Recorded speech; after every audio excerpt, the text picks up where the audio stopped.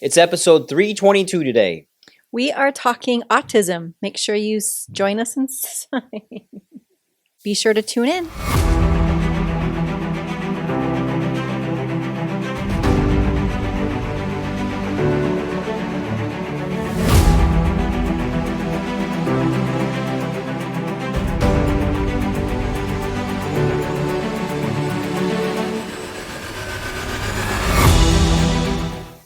Hey everybody, welcome back to the Prime Podcast. I'm your host, Dr. Skip Wyss, and as always, I have the beautifully, wonderfully radiant Dr. Julie Wyss with us today. Beautiful hair today, looking on point. It's springtime. Yep, spring has sprung. We're looking good. So today we are talking autism. So let's just jump right into it. Being chiropractors, we have a different perspective on autism. We have different ways of looking at it. We have different ways of getting the body to work correctly. And it could be quite alternative to what parents have also faced already with their children being autistic, but also can be very empowering at the same time. Well, and I think this is where I think we need to set the precedence here at the beginning that just like all mechanics aren't the same, just like all dentists aren't the same, all chiropractors are not the same. And so within Prime Family, we take a functional approach. We take a brain-based approach. And so I think that's what makes us specialists in being able to serve the pediatric, the toddler, the child population of those that are some of the sickest kids and those that do have issues or have the diagnosis of autistic. And I think that's that little disclaimer that's why we see such wonderful results in our office, because we take that brain-based approach, and your brain is what controls everything in your body. And if we start to pick apart what autism actually is, it's a nervous system brain program, like a brain like disprogramming, like dysregulation of the body. The dysregulation in the body. And it sounds really simplistic to sum up what autism is if it's just that, but that's really what autism is. And there's all these other like splinters that come off of it, but at the core, it's the dysregulation of the nervous system, and the brain is what controls that. Yeah, it becomes chaotic, right? And what's really hard is as a parent when your child gets diagnosed with this, or you maybe as a parent over 2.5 to 3 years of life, you start seeing all of the advertisements. So I feel that parents are hyper aware and then hyper worried. And awareness, worry, and then fear are really strong controlling factors into making decisions.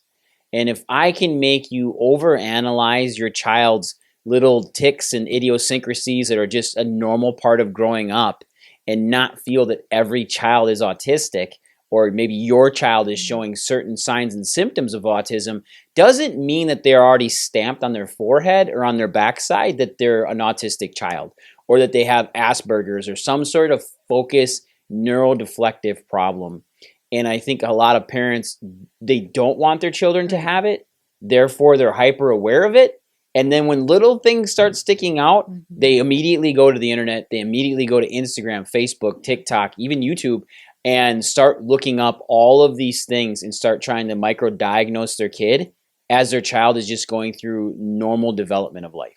Well, and I'd say like that's the idiosyncrasies that makes your child, but a lot of it is also the comparison, right? We get that every day of, a parent with like 2 or more children, and it's, well, my daughter did all this, daughter was first, right? And then the son comes along and not meeting those same milestones, or the expectation is that they're supposed to be meeting certain things, which they need to. But when we start to compare our children, I think that's when sometimes I think that opens up the box of worms, that after the comparison that we start to notice things. Yep. And I think that as a parent, you start seeing these small things stick out, and then they actually start becoming like a zit on your face. So once you notice it, it just seems to be getting bigger and bigger and bigger. Then you touch it and it gets bigger and bigger. And like, what's the number one thing you tell me when I have a breakout? Don't touch it, leave it alone. And of course, I'm in there messing around with it, trying to get it off of my face because I don't like them. But it's the same thing with your child. So what happens now is these moms is, where do we start? Well, most of our moms will start and they'll go right into, they'll find groups on Facebook And these support groups is what they are. They are support groups, but they're a vacuum. So what happens is all of the moms and dads start talking internally, and sometimes it's grief, sometimes it's anger, sometimes it's supportive, but most of the time it's just anger over what's currently going on with their child and not actually giving you good help or Guidance, giving you right. the things that they've done for their child and haven't seen the results, but they still recommend them, right? Yeah, that's a tough one because like and it's unfortunate in this day and age, like that's where like these groups are great to have, right? To find the information. But if that is the sole place where you're looking for justification maybe or awareness or the information, that's the problem. It'd be different if like some of these groups, and some of them are, that you actually meet in person. And then you get to actually physically see the child that you're talking about because, right, once we stumble across something, then we start picking apart at our child. And sometimes these little things that we want to be inclusive of, okay, because parenting is alienating, right? Yep. And if we have this thing that like this group can talk about together, then we also want to belong. And then we start seeing additional things that potentially our child doesn't have. Yep. And to be inclusive within that and to feel like, oh yeah, that's my child, then we start giving additional labels to our child to then fit into this group better. And that's where friendships are built. Versus if we can start to maybe like move some of these groups to in person, and then we can see how our children are interacting with each other, that is a little bit easier to be able to navigate and then see like, oh, my child maybe doesn't have that. Maybe what you were saying was something different than I pictured in my head. Yeah, and because you feel like you're on an island. Yeah. And then as soon as certain people show up on that island, you start thinking about what's going on in their camp, and then sense of camaraderie. A lot of people, you always will build friendships over commonalities, not things that you disagree on, and then you will start kind of working within that together. Now, with this approach, especially with autism, or what we look at as like neurodeflective issues, like it's not just autism. There's ADD, ADHD, there's ODD, there's it's kind of the alphabet soup. There's Asperger's, like it's a lot. It's a spectrum. And you know, we've had parents in our office that I really do feel for these parents. I give them a lot of empathy because some of these kids we've worked with since they were born. And I've had moms literally come to me and say, Dr. Skip, I think I have done everything right. Everything right. And we go through a lot of things from chiropractic to how they took care of their kids medically to X, Y, and Z. Yet their kids still had a neurodeflective issue, whether it was ADD, autism, ADHD, ODD, and they're devastated. They're devastated. And what I can tell you is that I understand that. I really do. But there's other things that may have come into play than just trying to avoid everything. You know, there are limitations to matter. There are limitations to how the brain fully communicates, even though it's vast and it's huge and it can talk to all these cells and all these organs and these different muscle tissues and everything. But at times, if that relay center can't get the communication back, it gets overwhelmed. And then what will happen is your child will end up needing to be on a stimulant to re-stimulate an overwhelmed brain. And what we have to figure out then is, how do we pull the inflammation out? How do we pull out maybe the increased homocysteine in the body, like the difference in C-reactive proteins? Like these are all things scientifically that we can track and look at. But what we really want to look at is, where are the windows into their brain development, and where are they and where aren't they yet? Like where do they need to be? What are little things that we can bring in? Because a lot of the times when you're even in therapies, we're still trying to treat the symptoms and not actually look at the root cause of things. Because we have moms right now in our office, like they've dove in and they've dove into the root cause and they've gotten very frustrated. But then what's happened is they've actually learned how to work with their children and understand what they're at. And then how do we bring them in? And I've seen tremendous growth over these children over the years, just in how the moms and dads have become aware and not just doing the same thing every other parent has done. When I think that's where, like, when you talked about, you know, they're just little windows in time. It's the picture in the brain that at a certain point something didn't happen when it needed to. It got missed. And when we're constantly like we're bombarded with the symptoms, and that's what we ultimately see. As a result, we see the symptom, and that's what we try to take care of. And I think that's what sets our approach differently is, okay, we see the symptom, let's go back and peer into that window. What thing was missed in development that now we can go back and we can make sure, okay, let's get this development fixed. Let's make sure that we progress through this how we should instead of skipping through things, so that over time, then these symptoms start to go away. So that means, okay, now we got that window closed up. Now we need to go down the path a little bit more. And sometimes I think people are unfortunately missing that. And there's so many people in our profession like, well, I saw a chiropractor. Yeah, but did they delve into the neurology? Did they look at how the brain is supposed to develop and grow like a flower? Right? That's where it's not just about getting adjusted. There's so much more to it. And I think that's where not everybody is created equal. And that's, again, why we specialize in this, because this isn't, I mean, so many times we get the question of, well, is everybody just getting diagnosed with this? Like, has this been around all this time that we've just gotten better at classifying and understanding it more?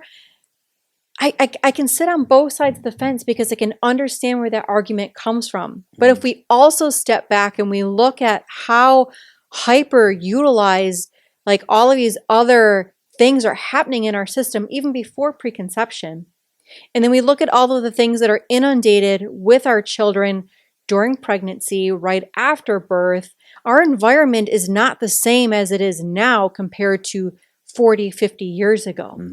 So yeah, I think this stuff has always existed, but now our environment is that much more stressed. That as a child is going through these developmental periods, there's more stress and we're skipping things. It's like a skipping record. And that is what's becoming prevalent, which is why we have all of these additional diagnoses and symptoms. All the skips and all these different scratches that have happened along the way. And I think something that you mentioned there, which is super important, is toxicity or deficiency during pregnancy. A lot of the time, our moms will do everything right and still end up with a child that's got some form of neural deflection. And if that happened in utero, where things didn't quite come online, or mom was toxic or deficient, or let's say she was on a lot of medications just to keep herself alive during pregnancy, or dad. Yeah, or dad.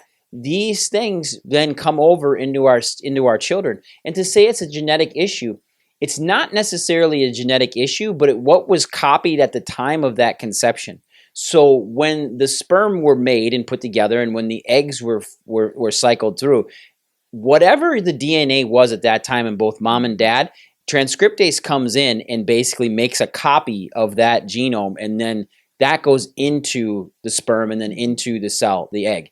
And when they come together, however that was copied is what it's made to look after. So think of it like a recipe. If I change something in a recipe and then I give somebody the recipe it's changed and they don't see the original ingredients, they just assume that that's what the recipe is, where really I wanted maple syrup, but somebody changed it along the way and put in brown sugar or white sugar, but the intent was actually maple syrup or honey. You would never know that because you got the copy of the copy, which looks like the original. It's like the same thing with the copy machine, right? Like you have the original, but then if you're copying that, it's never going to look as clean as crisp as the original. Exactly. So then you have to look at, okay, so you can't, number one, parents, you can't blame yourself. There's a lot of blame that goes around. Did I make this poor decision? Did I choose to get my kids vaccinated? Did I choose to do certain things with their diet or their nutrition that may or may not have caused issues? Like, there's a lot of things there, but the biggest thing that you have to look at and concentrate on and hold space for is, okay, this is what's in front of us. Now, how do we get the body back to functioning the best it possibly can within what's going on here? So then maybe, just maybe, and it will start to heal itself and start running the processes it's been designed to run efficiently. And that all starts with brain development. Now, you say the brain develops like a flower, and it does. Our good friend Amy Spolstra, who runs the Focus program where we have some of our trainings through and our certifications, she talks about brain development and flower development. But the basis of it is this: the brain develops from bottom to top. So when you're born, the bottom part of your brain stem, is what's running everything. And then as you form outside of your mom and grow and hit all these milestones, your brain starts coming on and starts developing more up, and then starts developing back to front and right to left. Remember, your right side of your brain is all creativity. The left side of your brain is a lot of it's the analytical numbers stuff. And then the front part of your brain is your ability to talk and socially interact. And in kids that have autism, kids that have neurodeflections, kids that have ADD, ADHD, all of this, it's the prefrontal cortex. It's the front part of their brain right here. That is the underdeveloped or underwired area. It becomes the unexplored territory. And until roads get laid down and this territory starts getting explored and that beautiful aspect of that brain starts to develop, their interaction, their social skills will be slowed down. And if we have things that are interfering with the brainstem and not allowing the brain to communicate to the top and then to the front, and then not allowing it to go from right to left, which comes from development and cross-crawl patterns, and all of these things as your child starts to develop, then that leads to the inability of that child's prefrontal cortex, which is the front part of their brain, to develop normally and actually have normal social processing and interaction. And that is where we start having problems. And then there's this whole thing. You've been in these communities where these moms, they'll talk about, and these dads, they'll talk about vagus nerve. And we can talk about that on a different episode. I think that would be a really good second episode to this, is to break that area down too, because that's something that is wildly used, looked after, talked about, used in marketing like crazy, and just, but it's kind of like... But what controls the vagus? The vagus controls the body, and we'll talk about that. It's kind of, the brain's going to still control the vagus. Yeah, and you know, the thing is that when we look at all of this, right, and it as a whole and how the body works, there's so much going on here. It can't just be put into one shell, into one box, and then treated the same. Well, that's where, I mean, with just the label of my child has autism, you're putting it in the box. And then, like, we have to look at, okay, what are the resources? And if the same people are the ones that are giving the diagnosis and the resource and, like, here's what you need to do, I think that is a big part of the problem, that this isn't, it can't just fit into a box. There's so much more. There is a lot more. And how do you go in, and if that box is actually sitting in front of you, and let's say you put your kid in there, well, how is it packed? And then how are you going to unpack it? How are you going to unbox it? You know, nobody looks forward to packing a box up, but everybody unless it's you. I do. Yeah, but the biggest thing is getting everything out of the box and restructuring it, reorganizing it, and then putting it back in the right way. And the body always has that perfect program. It knows exactly how the box is supposed to be organized in the first place. It's like a Rubik's Cube, right? So like you start building it, and like as you're talking about like the brain, right? It's from the bottom up, right to left. It's, if you could picture it turning like from a, you know, empty color, if like you're adding in fluid, you know, as it's slowly filling, the whole structure might be there, but all of the information isn't there and attached and programmed to everything. And so like that's where from the outset you look at somebody and you're like, well, my child looks just like that other child. Why are they behaving a certain way? That's because the brain isn't all lit up in the inside yet. And that's what chiropractic does, is to make sure that everything gets highlighted. Everything is wired just how it's supposed to. But unless they meet somebody or their paths cross to have that opportunity, unfortunately, that's where this flower remains kind of open, but not to the brilliance and the color that it's supposed to be. Yeah, and like with that, Dr. Julie, I'm going to implore you guys out there to share this, because those families are dying to hear alternatives or help. And some have actually already seen a chiropractor and maybe have wrote it off and been like, you know what, chiropractic, it just didn't help for my child. Well, how often were they seen? What kind of chiropractor did they see? What kind of work did they do? Did they test their nervous system? Like, did they actually look and see and develop a care plan that actually allows the body to get back to full communication frequently enough so it actually starts writing the program it's been designed to write and run? And that is a significant thing. Share this to them. Tell them about it. I implore you, because in our office, we do see people that do go Google us, but most are through referral.